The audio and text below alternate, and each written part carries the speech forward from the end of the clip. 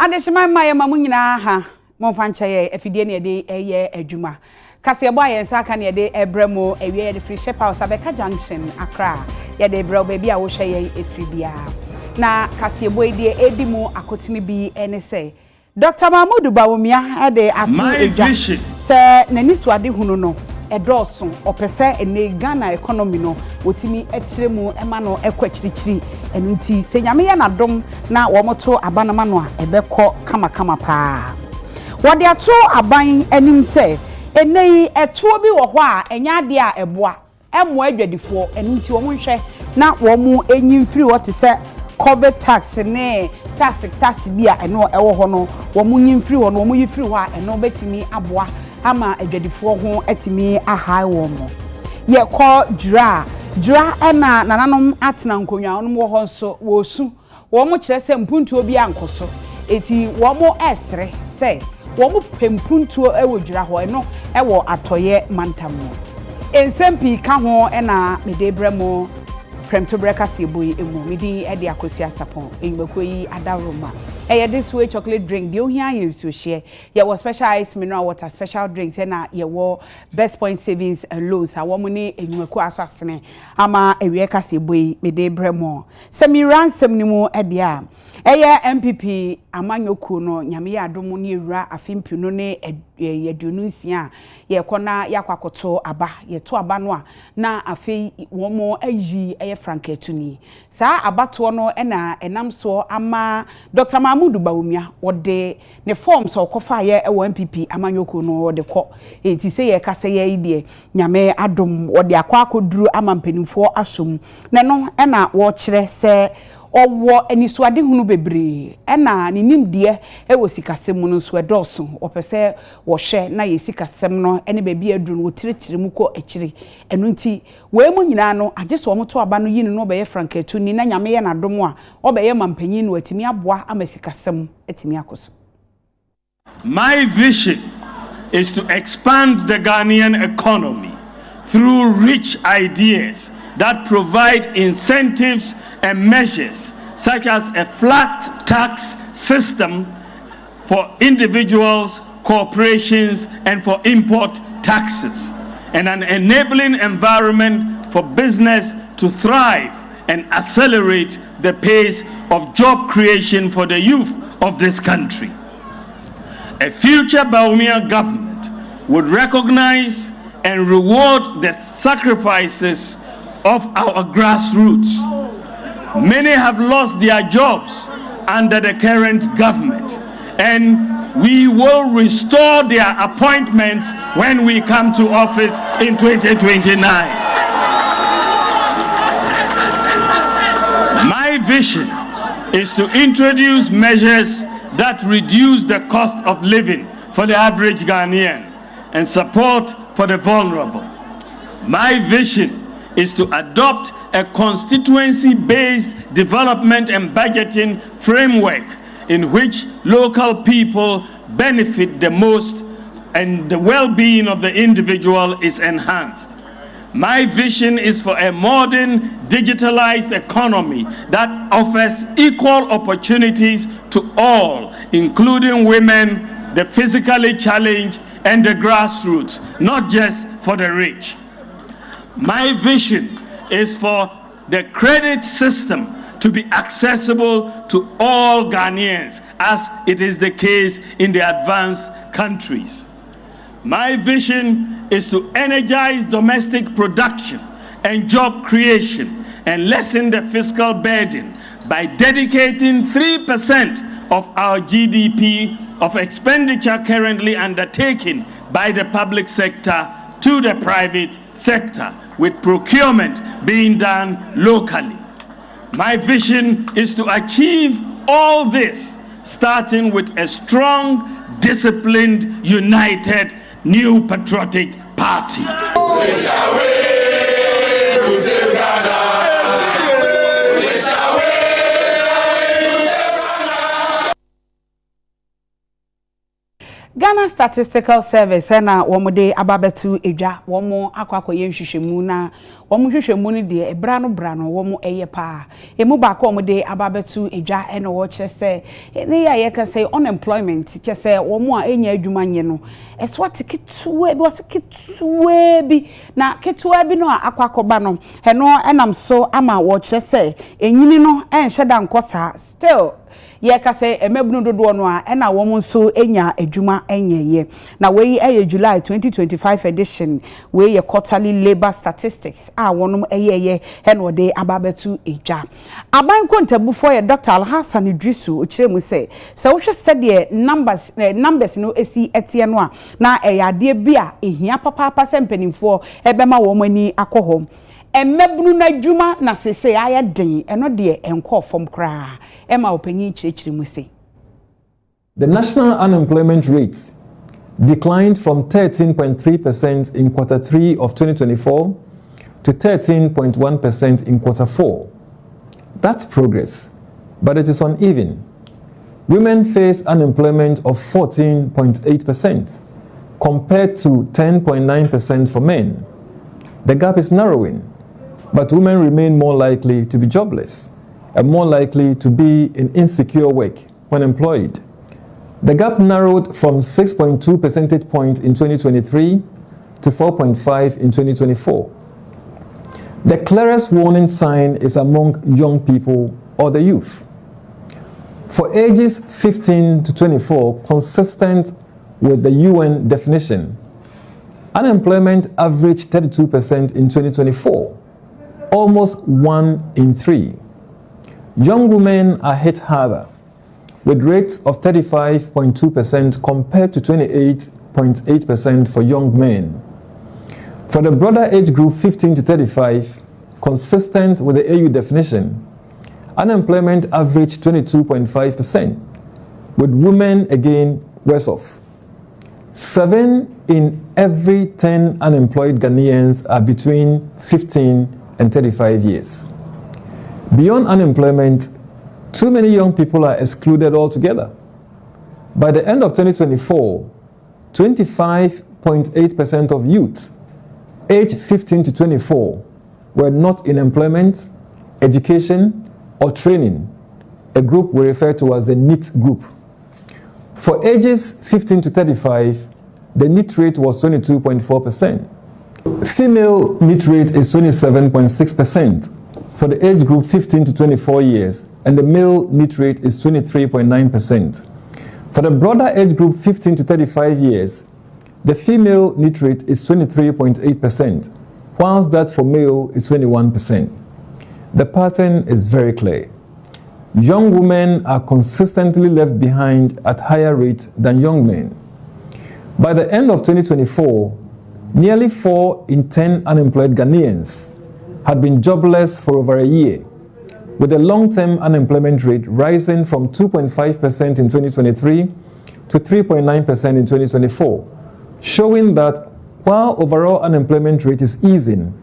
many remain trapped in prolonged joblessness, signaling a deeper labor market challenge.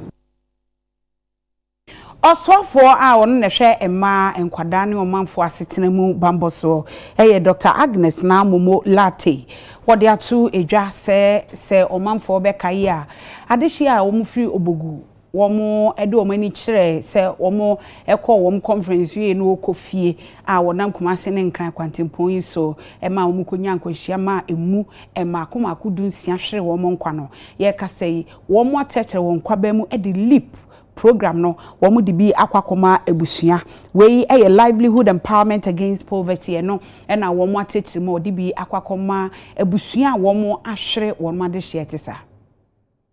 Bebo sumene na kakra ne na rehosem esi Kumase Accra kwan so eye obogu empetamo ma eye nkwala beye edu ensia omunyina kwanhye esi a omu ewuye na sesi America say asem ya reho a amanfo eboa eno Minister for Gender, Children and Social Protection eye Dr. Agnes na Momolate abepiem obogu a wone abusuafo na kasa wo kire se eye na so ye meche ministry no eho na agency a anase nhyehyɛ a ɔma yɛ ne yɛfrɛ no sɛ Levelwood Empowerment Against Poverty LEAP nhyehyɛ no ɛwɔ ntianimanimu yɛ no abusua a wɔn ɛkɔ saa ahohiahia mu na nasa abusua a wɔn hwere wɔn ɛpɔne sika no bi a wɔn ɛde boa abusuafoɔ ɔbɛpie mu no nsɛm a ɔde tu edwa ebi enie. LEAP registration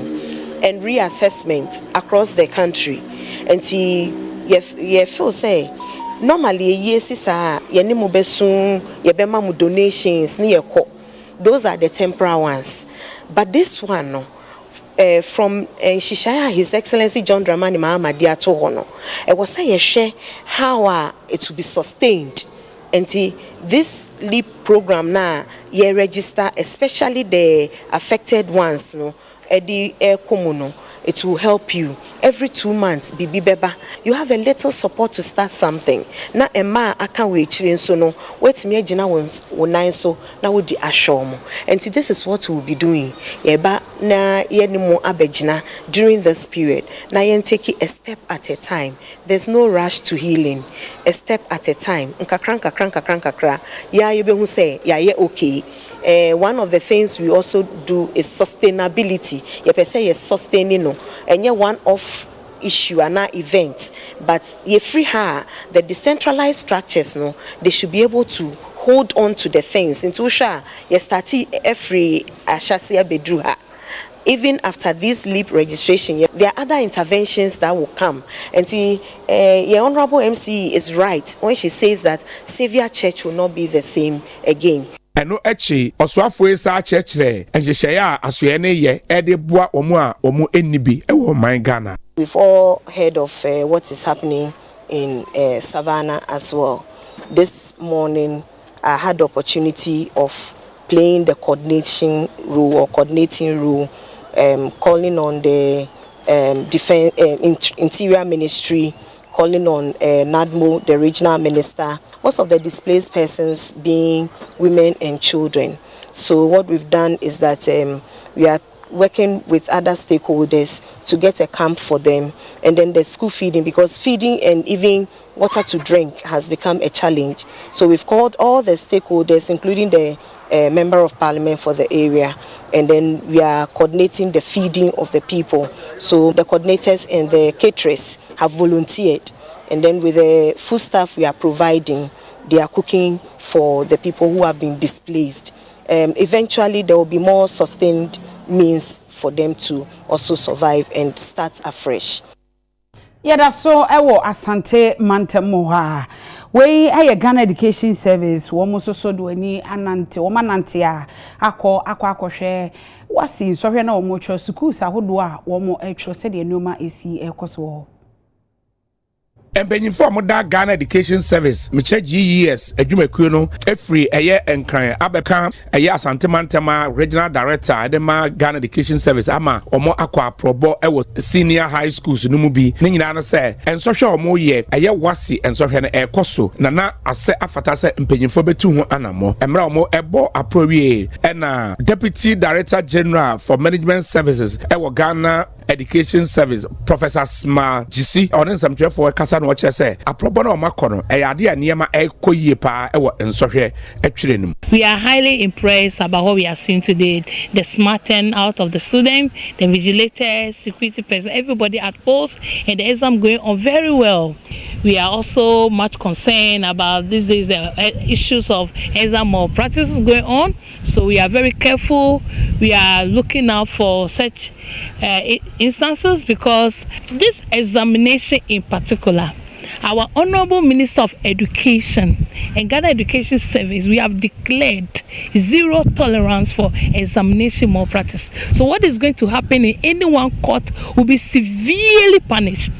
Be it invigilator or supervisor or whoever concerned, that person will not be spared at all. So that's one of the great strategies we put in place, and we are not going to compromise on this stance. They have prepared our teachers, our management of our schools. They have done a great job by preparing them for this examination. They are confident in themselves, so allow them to focus, allow them to write what they have learned, what they have prepared for. don't mislead them by giving them false support and questions and all that will make them indulge themselves in those exam malpractices. Yame ya adomo a ebranda ebei na Akwatia by elections no ebekoso eno enam so ama sisi yi said ye nhehye ya hodo bebre egu akwan mu na posifo ho bambofo eni abre aposifo a omugu ode anya asem keto akra na wotwe etwam ye di hu nkomo na wotwe mu ye di hu nkomo a na no na MPP amanyuko kire se wo mo nye bambosemu ni bakokra esanse wo mo susu so mo akohunu womo wadanse womo kire se ndisi amanyoko no womo akofa tax ana womo akofa nipa bi omususu se womo beba abeto ahye womo so etete womo enti womo di nsem we ato dwa Tuesday ebe Akwatia by election no ebeba so na the tier say New Patriotic Party MP NSC Akumia ofri mu no ono na yekọ se the amrasity no yekọ akọpa obi esi na nan na MPP yekọ no e asomdwe na yekọ because za by election ya hwera de kese pa na yekọ enti no ye de sa entiase no ene ye de kọ na asomdwe mu se ebeya nka yen nyina ne NDC for so person go contest Akwatia no yen kọ na asomdwe mu obia emfa basabasa yo emma Akwatia but the yehu ne se NDC for fa kwa bi so de basabasa ye aba Akwatia na sembia mebubo so ewo mu no eni enyan se NDC for esese ye ho training crofo bi pa omu use omu ewo Ablekuma North by election mu de akọ Akwatia na this time the omu planning ne se safo no they be show omu police for ne asoja for ntade no ma ye se omu ye legitimate security for omu aba ho se omu ba beboa na aboni pa ho ban ni nyina mu no na mo fa suma se de hunahuna nipa de ohawo ne oye ne aba Akwatia no na yesre yewra IGP Christian ye honu se da no ye hia no no a hia ye bo se de obia se obeye ama asumdwe aba Akwatia by election mu no obeye and wo kan enso so se o de place for by 5,000 and ebekọ ho na sa meeting mu ebisa omo esre se be ya police for o de omo ko nyina se be assign omo to electoral area to police station omo mpeni for no any regional commanders no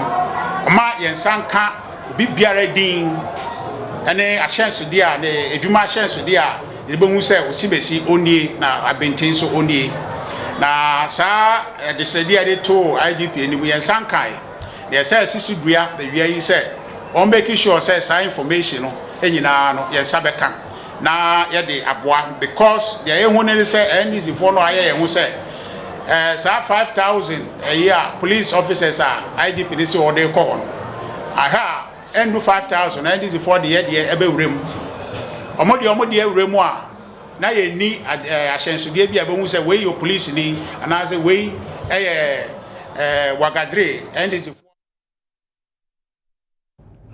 Yes, also Ediana Yeba Madina, Mrashebedwani a wo Madina lawyer Francis Xavier Sosu na de wo friend no accounting to the people toll. Na no dwada no fiti ase wo call ne constituency ho no wo ko ba bia akwa woni omanfo na di nkomo wo ma di nkita ho wo mo se so obo a wo mo nwuma mu ne wo mo hia mo ankasa ne nyina no ade ode asi na ni so se wo de ebeye santi na no dwada na ofiti ase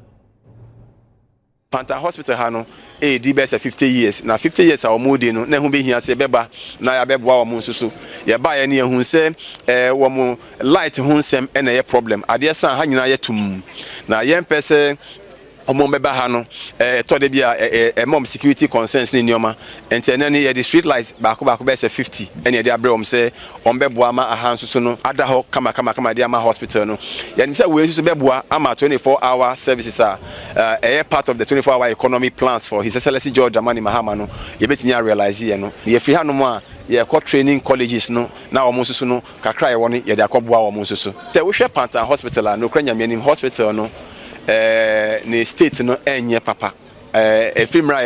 ye see hospital is Nkrumah breast no enye hu major facelift bia na His Excellency John Dramani Mahama emra na okwa pro ba Madina ha no o me yeti asese Panta Hospital ha ye be bomodin na transforming no to a modern healthcare facility. Me amadi anim any health minister Akwatia enye ono pe many stakeholders or be funders ni Akwatia o my ready say bi kra I ready say o mbesi hospital na man na megina kwa we so na me dey to health minister enim any man Penny John Dramani Mahama enim say omo fa wo money enhwe Madina hospital e because the state of the hospital need there enye kra. So sure current government way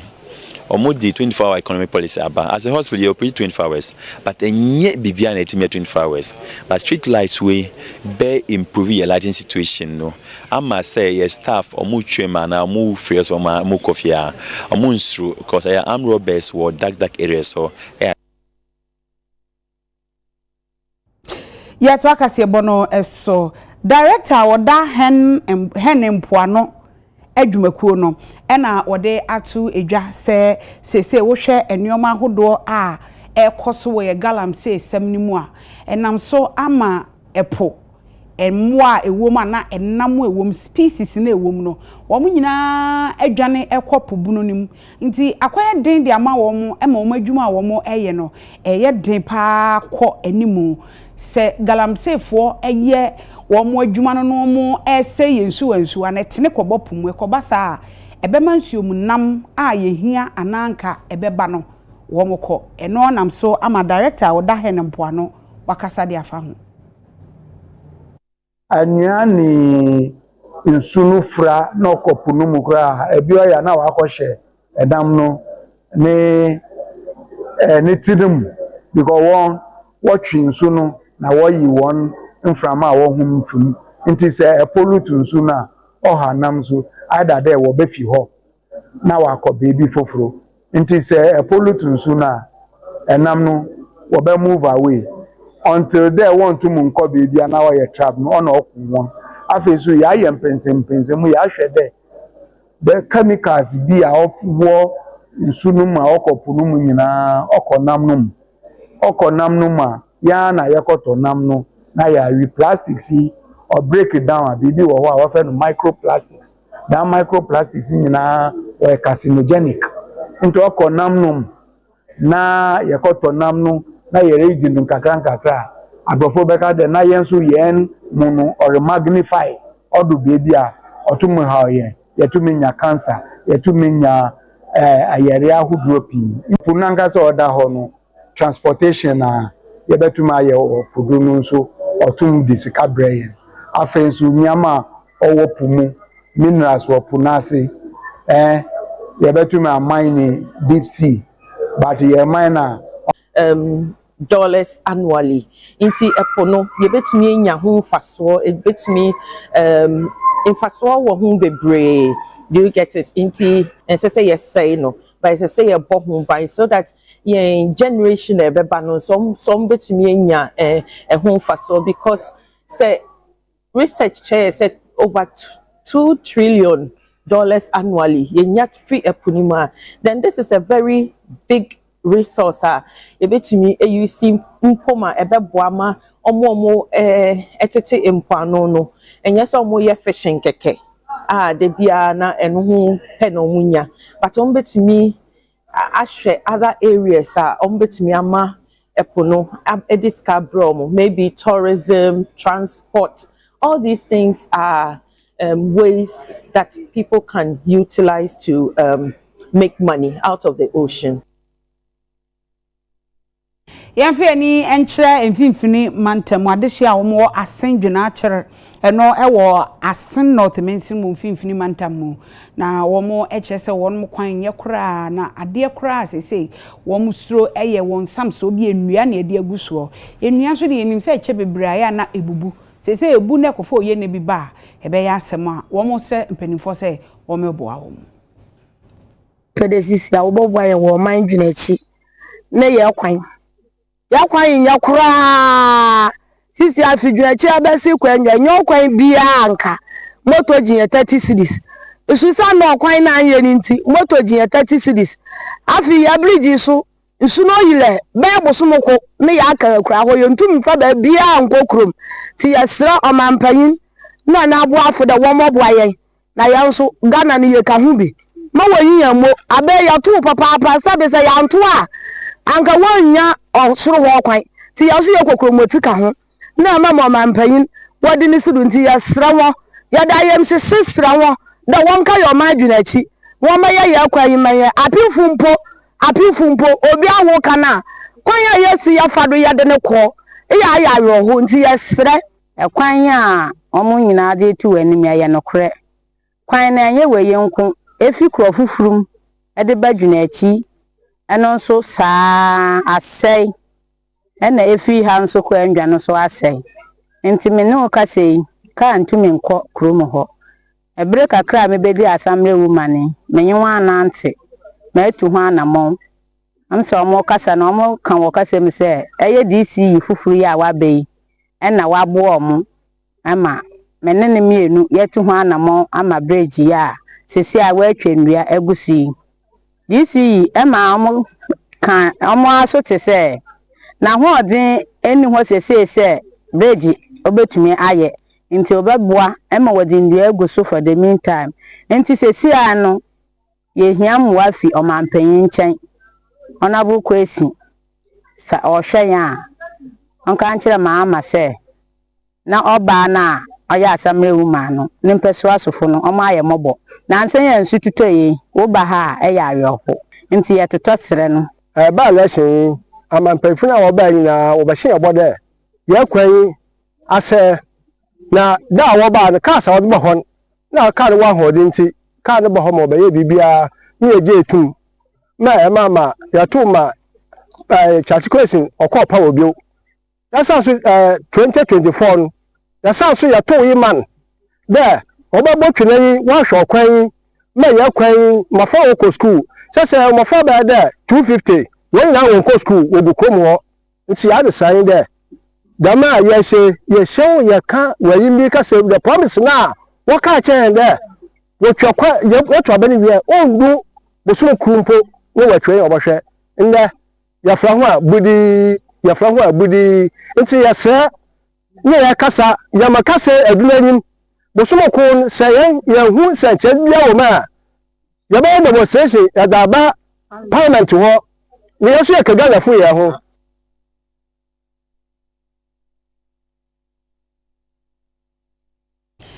ye ko eye atoye mantemu adehye a wonum ewo Jura Traditional Council na nanom atena nkonwa ene adehye ni nyina no mu de adesrede to abanyanim se wo mu de ase ye twa wo mu agya ye yi wo mu ayipamu ni nyina ne se wo mu akwan ye kampuntuo paa wo empotemu ha chese wo maka ne so e kame aye se aban bi obeba no wo mfi wo mu eno omo eto amane asre aban se won fa nani nkyere o se de be mpuntu nwuma ebetimi akoso ewo ho se de sampa unya ka nkwan de enfa nko yise moto no so ska obejo no kwa no ka se o free ina wi so enkoju ina se no kwa no anga tin to bi abe 1.5 nti ya kwan de dua de ye wo ha wo ho papa na o free wi so e de ko tukrom ani anka krom no ha tupisi anu so a eno so nye easy the same thing offer moto efre wi aso kokukoma 30 cedis offer ediko peme anka koma 40 cedis oho etu scanner sama to bounce on bo dey kon bounce tukrom to bounce 1.5 1.6 aba we di agini di pa cause ono onyi na ni mai okoba me ankware na adura ni na no na ye ko kase ahin ko kase pa no one ba me anko aban we ba no o hye bo be season school emaye isi ya kwan enye enfe isi ya aban asan ba bia wudi enfe ya kwan no obaba ba ya amaye ene e fan say market ayehia e ko ma hospitals ayehia ana network ye network na enye se me na namu afo mo network na banso ene network na se jura na ene network me na namu afo se mo network na other communities no ene network na se jura no because ye hia na ye fa na ye sanka no ye be stress ya kwan ne de ehia papa tete na ka kwan eni ho no na ye anamon kwan sabe ye nananom so obi yare ana edru edum pempenso a obi entimi enante a ye fra bibi ahomanka mehu bi yetwa dua tenten na ye de ntoma no ato ho na abo hapo na je say nipa mienu eda wo mokon ho so ubedu na nipa na wua na wawu na say ye ba enembre yi a yasan nya ka kwan na say still means of transportation nipa ni bewu a na je say ye no still no Ghana no yenko yanim ye gina ba bia ye di gina police station freedom na se fiha kodom na se na hwe community environment guide the whole community na obi be di boni wo wire mu ha na wo be kodom na se ansa na wo be kwa akwachi nipa na ba no adwane ndi yesre abane muaye na no moto kwato betetwe kwana nya tefe aban o meye kwana mayen na so gbedi for na se diga ya se ba ha no ya se edua no nkoso ni edwade ra ya die no nyamwa na ma nanamo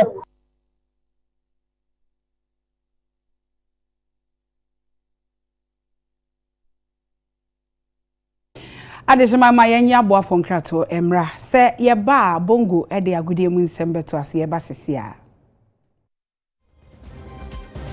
Prem to break us ye boy eye ecobank adaroma and waso yasene ama ye de bro